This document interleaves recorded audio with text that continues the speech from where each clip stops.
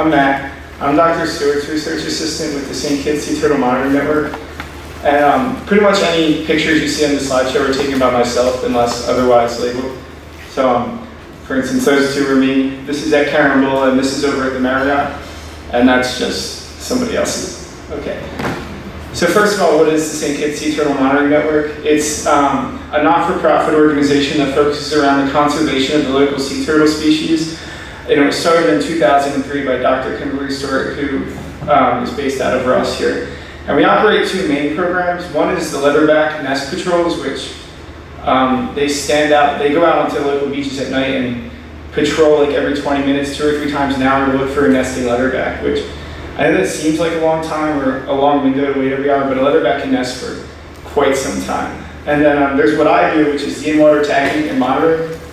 And what we do is we go out every Sunday morning and we take a snorkel at one of the local beaches and we actually go down and catch sea turtles with our hands and then bring them to the beach, and we'll get to what we do later. And then to add to that, we're also involved in conservation, education, and public outreach programs, which tomorrow I'm actually going to a local school to give a presentation about sea turtles, much like you guys are getting here today. So moving on.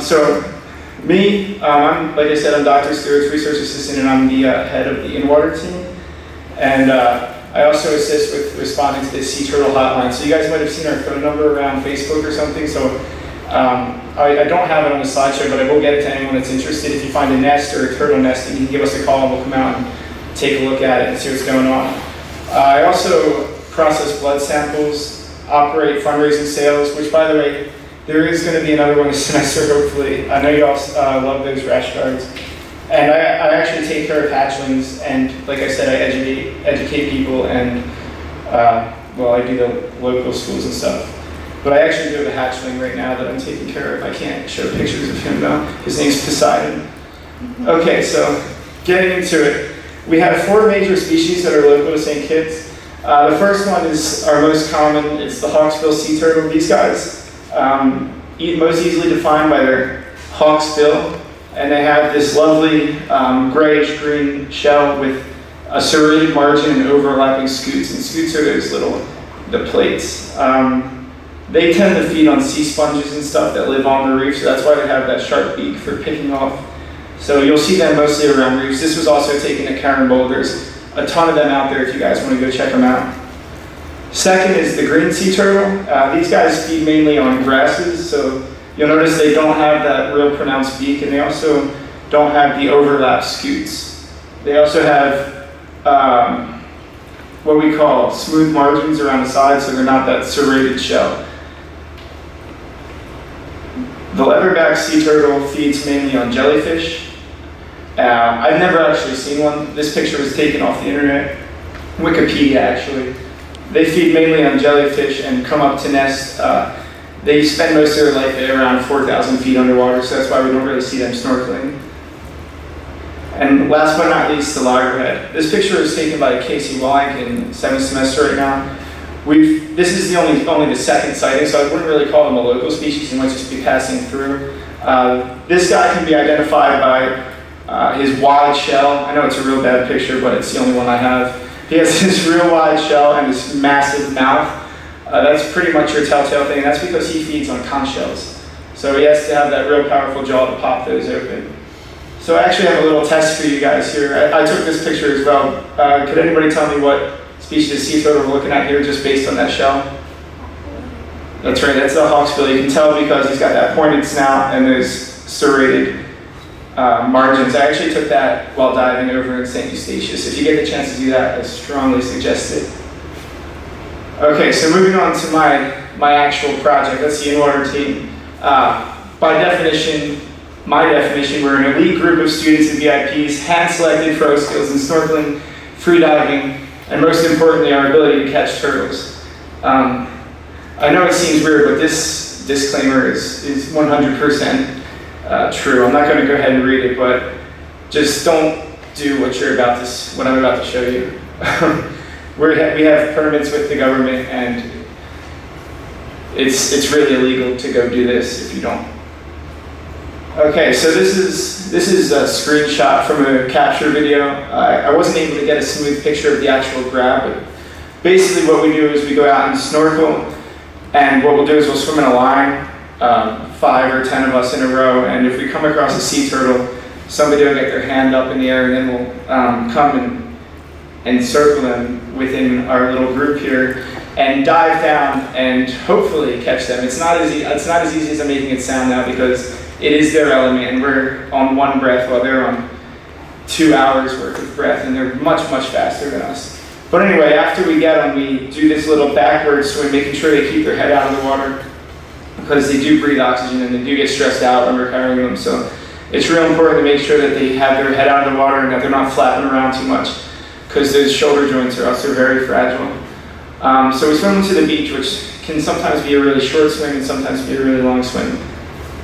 Okay, so then the workup comes. On the beach, we get a weight, and we use our calipers and our tape measure to measure the width and length of their carapace, which is the fancy word for their shell. I'm sure you all know that. The point is to get both the curved and the straight length and width. And then we do a blood draw for CBC, chem, and PCR.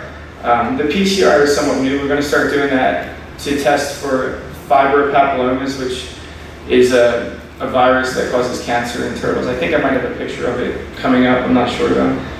I'm sorry if I don't. And then we tag them. So if you're out there diving or snorkeling and you see turtles with little metal tags hanging off of their flippers, that's because I put them there. And we also put like a home again tag in their right shoulder. And then we also take photos, which I'm about to show you, and then we do a release, which is putting them back in the ocean. So I don't think there's anything else for me to read, so I'll come around here and talk about these pictures. Okay, so this is a turtle that we captured out at Shipwreck. It's a green sea turtle, and this is just showing some of the research pictures we take. We use this to measure their face and any wounds that they might have, and we take a few more. Like I said, this is the tag I was talking about. You'll see them on hopefully most of the turtles we have around here, because the good news is it has been recently made illegal to capture and eat tagged turtles. So the more we tag, the less they get killed. And we take pictures of this so that I know where to put them online. And this is just to show the full body about and give us a general size comparison to how big they are. This is my last slide, I promise. This is one of my proudest moments of the in-water team. This is actually over at the Marriott, where I'm going as soon as I'm done here. This is the largest turtle to date we've ever caught. We couldn't even weigh it, but by my guess, he or she is about 100 pounds. And this is just showing how we release them. It took 4 of us just to lift this off the beach. And what Mallory and Izzy are doing here is holding the flippers, because as I mentioned, those shoulder joints are really fragile, and they can actually fracture their humerus real easy. And then what we do is we put cloaca first back into the water, because sitting on the beach they kind of get warmed up as ectotherms. We need to slowly reintroduce them into the water. And that's it. To contact us, you can, if you feel like volunteering with either the leatherbacks or with me, you can email Dr. Stewart at skturtles@gmail.com. Any questions for me particularly, we have my students, and I do have the hotline number, so everybody take that down. In case you find hatchlings or sea turtle nesting, just give us a call. And then, does anybody have any questions? Yes? So when you're monitoring for like CBC and chem, have you guys noticed any sort of odd things about the ones around here? Actually, there is no standard normal set for sea turtles, and that's kind of one of the things that Dr. Stewart's trying to do. I have, being like the first person to see it, I have noticed that they fluctuate greatly. Like, I've had turtles with PCDs of up close to 40 and PCDs down by 10 or 12. So they do fluctuate a lot. The turtle solids normally hang tight around between 3.5 and 4, but it's kind of a big fluctuation. I would say the normal PCD-ish range is around 30. I'm curious, do you recatch any of them? Yeah, so we catch turtles. We try to swim each beach once a semester. So we do Carambola and then just go down there all the way around to Turtle Beach, and then the Marriott on days when it's really calm, like today. And we try to catch. We typically catch each turtle once a semester. Oh, really? The same set of turtles? Oh, nice. Thank you.